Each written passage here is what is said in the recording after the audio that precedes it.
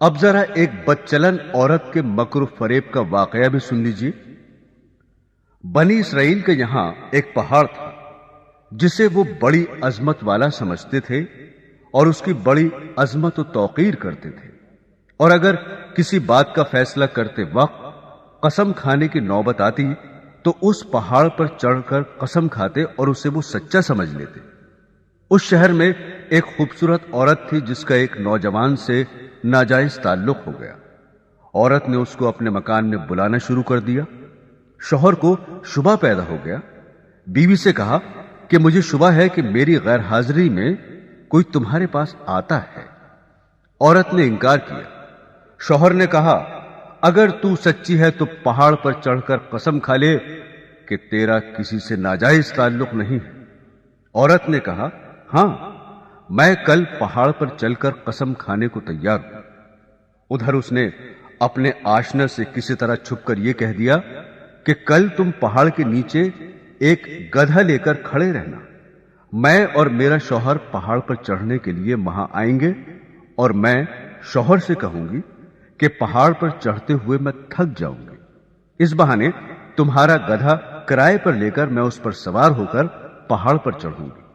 تم گدھے والے کے بھیس میں وہاں موجود رہنا اور گدھے پر مجھے سوار کر کے میرے ساتھ ساتھ چلنا۔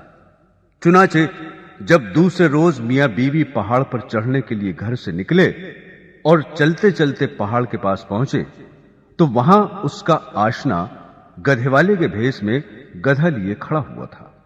عورت نے شوہر سے کہا چلتے چلتے میں تھک گئی ہوں، مجھے یہ گدھا کرائے پر سواری کے لیے دو۔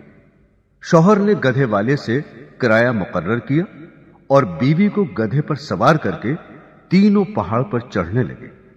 جب وہ جگہ آئی جہاں لوگ قسمیں کھاتے تھے تو اس مکار عورت نے اپنے آپ کو گدھے سے نیچے گرا دیا، اور اس گرنے میں اپنی رانے وغیرہ قابل سطر بدن بھی ننگا کر دیا، اور ایسی صورت پیدا کر دکھائی کہ شوہر نے یہی سمجھا کہ گدھے سے اتفاقاً گر گئی اور گرتے ہوئے اتفاقاً ننگی ہو گئی ہے۔ وہ جھٹ اٹھی اور اپنا لباس درست کر کے پہاڑ کی قسم کھانے والی جگہ پر کھڑی ہو کر کہنے لگی میں قسم کھاتی ہوں میرے ننگے بدن کو آج تک تمہارے سوا اور اس گدھے والے کے سوا اور کسی نے نہیں دیکھا۔ شوہر مطمئن ہو گیا کیونکہ اس نے یہ سمجھا کہ اس گدھے والے نے اسے گدھے سے گرتے ہوئے اس کا ننگا بدن اتفاقاً دیکھا۔